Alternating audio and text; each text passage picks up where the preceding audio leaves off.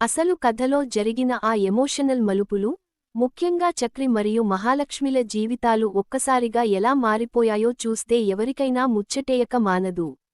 ఈ అద్భుతమైన ఎపిసోడ్ విశేషాలను పూర్తిగా తెలుసుకునే ముందు, మన ఛానల్ని ఇంకా ఎవరైనా సబ్స్క్రైబ్ చేసుకోకుండా చూస్తుంటే, వెంటనే కింద ఉన్న సబ్స్క్రైబ్ బటన్ నొక్కి, పక్కనే ఉన్న గంట సింబల్ని యాక్టివేట్ చేసుకోండి. దీనివల్ల మన ఛానల్లో వచ్చే ప్రతి ఇంట్రెస్టింగ్ అప్డేట్ మీకు నోటిఫికేషన్ ద్వారా అందరికంటే ముందుగా వచ్చేస్తుంది. ఇక ఏమాత్రం ఆలస్యం చేయకుండా అసలు కథలోకి వెళ్ళిపోదాం. ఈరోజు ఎపిసోడ్ ప్రారంభంలో కేశవ్ మరియు శైలుల ప్రేమ వ్యవహారం శైలు వాళ్ల ఇంట్లో పూర్తిగా తెలిసిపోతుంది. దాంతో ఆ ఇంట్లో పెద్ద భూకంపమే వస్తుంది. శైలు తల్లిదండ్రులు ఈ పెళ్లికి ఏమాత్రం ఒప్పుకోరు సరికదా. కేశవ్ను రకరకాలుగా తక్కువ చేసి మాట్లాడుతుంటారు.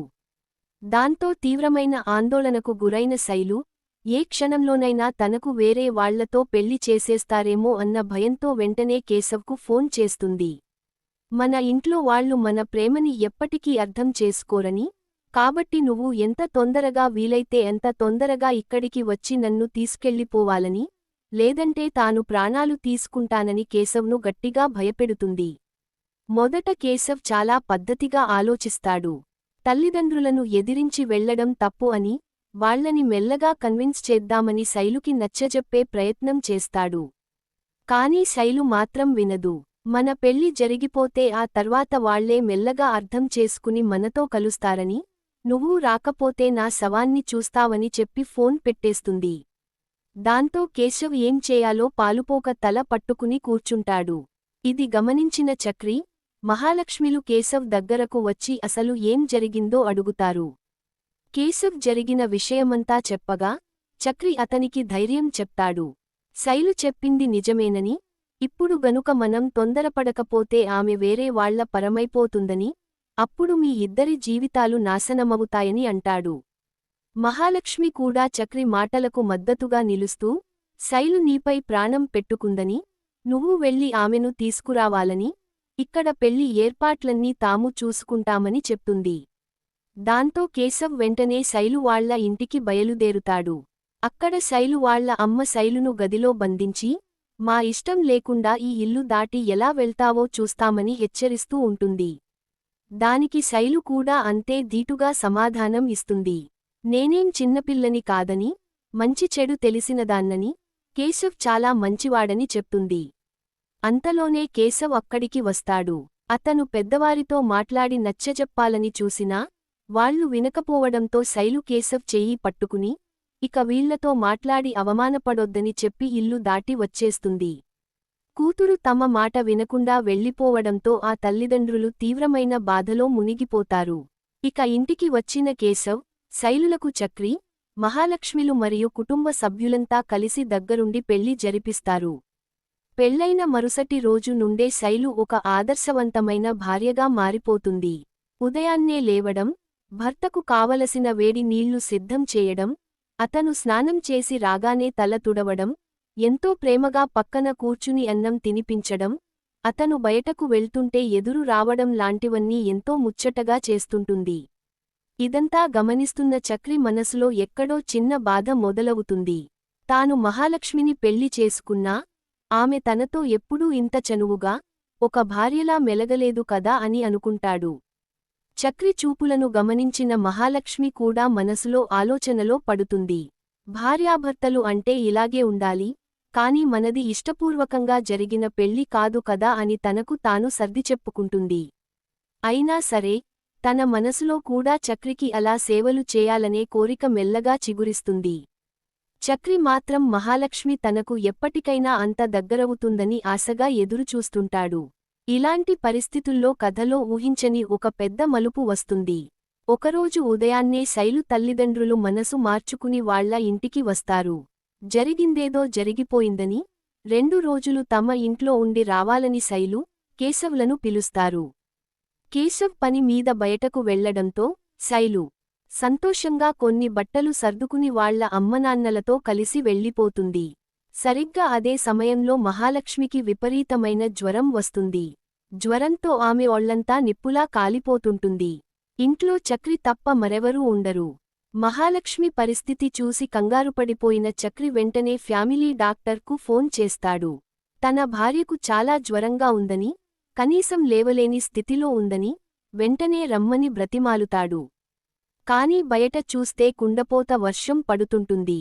ఆ వర్షం వల్ల తాను రాలేనని చెప్పిన డాక్టర్, జ్వరం తీవ్రత తగ్గాలంటే వెంటనే ఒళ్లంతా తడిగుడ్డతో తుడవాలని, అలాగే తడి బట్టలు మార్చి పొడి బట్టలు వేయాలని సలహా ఇస్తాడు. అది విన్న చక్రి షాక్ అవుతాడు. అదేంటి డాక్టర్, అది నేనెలా చేయగలను అని అడుగుతాడు. దానికి డాక్టర్, నువ్వు ఆమె భర్తవి కదా, అందులో తప్పేముంది, ప్రస్తుతానికి ఆమె ప్రాణాలు కాపాడటం ముఖ్యం అని చెప్పి ఫోన్ పెట్టేస్తాడు. చక్రికి వేరే దారి కనిపించదు. మహాలక్ష్మి జ్వరంతో వణికిపోతూ ఉంటుంది. దాంతో చక్రి దేవుడిపై భారమేసి, మహాలక్ష్మి తనను తప్పుగా అనుకోకూడదని మనస్ఫూర్తిగా కోరుకుంటూ, తన కళ్లకు ఒక గంత కట్టుకుంటాడు. కళ్ళు కనిపించకుండానే కేవలం స్పర్శతో, డాక్టర్ చెప్పినట్లుగా మహాలక్ష్మి ఒళ్లంతా తడిగుడ్డతో వత్తి, ఎంతో పద్ధతిగా ఆమె దుస్తులు మార్చి, పడుకోబెడతాడు. ఆ తర్వాత ఆమె కోసం వేడిగా గంజి కాచి దగ్గరుండి తాగిస్తాడు.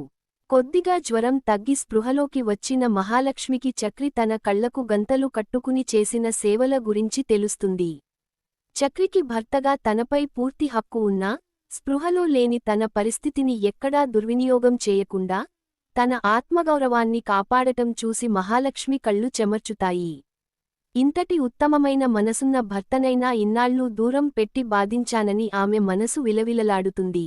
కేశవ్, శైలులను చూసి చక్రి ఎందుకు అంతలా ఆరాటపడ్డాడో ఆమెకు ఇప్పుడు పూర్తిగా అర్థమవుతుంది.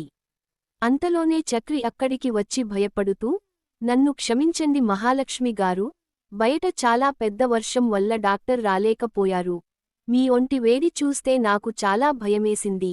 అందుకే డాక్టర్ చెప్పినట్లు చేయాల్సి వచ్చింది. కాని నన్ను తప్పుగా అనుకోకండి. నేను కళ్లకు గంతలు కట్టుకునే ఇదంతా చేశాను అని వివరణ ఇచ్చుకుంటాడు. అప్పుడు మహాలక్ష్మి ఎంతో ప్రేమగా చక్రి చేతులు పట్టుకుని, చక్రి గారు నన్ను క్షమించండి. ఇకపై ఇలా వివరణలు ఇస్తూ నన్ను మరింత బాధపెట్టకండి అని చెప్తుంది. భర్తగా మీకు నాపై అన్ని హక్కులు ఉన్నా మీరు ఎప్పుడూ నన్ను గౌరవించారని, ఇంత మంచి అవకాశం వచ్చినా మీ సంస్కారాన్ని నిలబెట్టుకున్నారని అంటుంది. ఇన్నాళ్లూ మిమ్మల్ని అర్థం చేసుకోకుండా దూరం పెట్టానని, కాని ఇకపై శైలు లాగే నేను కూడా ఉదయాన్నే లేచి మీకు వేడి నీళ్లు పెట్టడం, స్నానం చేయించడం, ప్రేమగా అన్నం తినిపించడం, మీతో సమయం గడపడం లాంటివన్నీ చేస్తానని, ఒక పూర్తి భార్యగా మీకు అండగా ఉంటానని మాట ఇస్తుంది. మహాలక్ష్మి నోట ఆ మాటలు విన్న చక్రి ఆనందానికి అవధులు లేకుండా పోతాయి. తను నిజంగానే మాట్లాడుతుందా లేక జ్వరం వల్ల ఏమైనా పిచ్చిగా మాట్లాడుతుందా అని జోక్ చేస్తాడు. దానికి మహాలక్ష్మి నవ్వుతూ, ఎంతటి సీరియస్ సిట్యుయేషన్నైనా ఇంత ఫన్నీగా మార్చడమే మీలో నాకు నచ్చే గుణం అని చెప్తుంది. చక్రి మరోసారి ఆమె చేతులు పట్టుకుని, ఇదంతా నిజమే కదా మహా అని అడగ్గా, అవునండి, ఇక్కడి నుండి చక్రి భార్య మహాలక్ష్మి అంటే ఏంటో మీరే చూస్తారు అని నవ్వుతూ చెప్తుంది. దాంతో చక్రి ఎంతో సంతోషంతో మహాలక్ష్మిని గట్టిగా హత్తుకుంటాడు. అలా ఇన్నాళ్లకు చక్రి, మహాలక్ష్మిలు ఇద్దరూ మనస్ఫూర్తిగా ఒక్కటవుతారు. చూశారుగా ఫ్రెండ్స్, ఎంతటి అందమైన మలుపుతో ఈరోజు ఎపిసోడ్ ముగిసిందో.